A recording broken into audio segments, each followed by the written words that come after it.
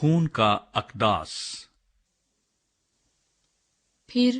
خداوند نے موسیٰ سے کہا، ہارون اور اس کے بیٹوں سے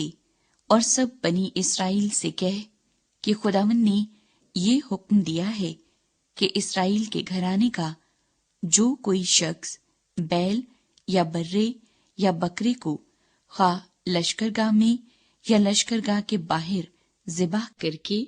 اسے خیمہ اجتماع کے دروازے پر خداوند کے مسکن کے آگے خداوند کے حضور چڑھانے کو نہ لے جائے، اس شخص پر خون کا الزام ہوگا کہ اس نے خون کیا ہے، اور وہ شخص اپنے لوگوں میں سے کاٹ ڈالا جائے۔ اس سے مقصود یہ ہے کہ بنی اسرائیل اپنی قربانیاں جن کو وہ کھلے میدان میں ذبح کرتے ہیں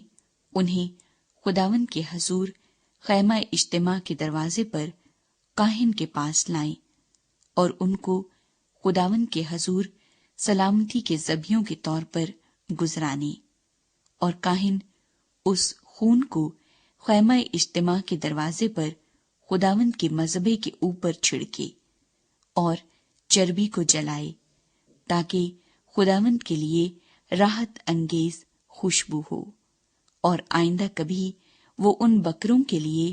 جن کے پیرو ہو کر وہ زنا کار ٹھہرے ہیں اپنی قربانیاں نہ گزرانے۔ ان کے لیے نسل در نسل یہ دائمی قانون ہوگا۔ سو تو ان سے کہہ دے کہ اسرائیل کے گھرانے کا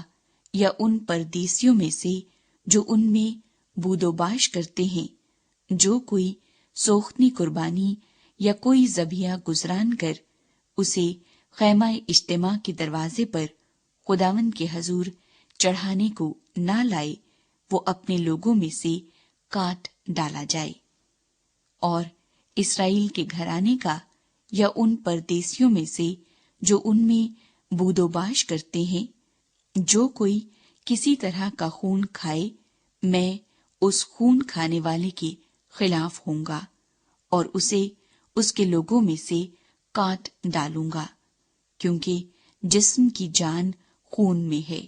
اور میں نے مذبح پر تمہاری جانوں کے کفارے کے لیے اسے تم کو دیا ہے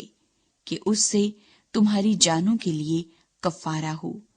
کیونکہ جان رکھنے ہی کے سبب سے خون کفارہ دیتا ہے۔ اسی لیے میں نے بنی اسرائیل سے کہا ہے کہ تم میں سے کوئی شخص خون کبھی نہ کھائے، اور نہ کوئی پردیسی جو تم میں بود و باش کرتا ہو کبھی خون کو کھائے۔ اور بنی اسرائیل میں سے یا ان پردیسیوں میں سے جو ان میں بود و باش کرتے ہیں جو کوئی شکار میں ایسے جانور یا پرندے کو پکڑے جس کو کھانا ٹھیک ہے، تو وہ اس کے خون کو نکال کر اسے مٹی سے ڈھانک دے، کیونکہ جسم کی جان جو ہے وہ اس کا خون ہے جو اس کی جان کے ساتھ ایک ہے۔ اسی لیے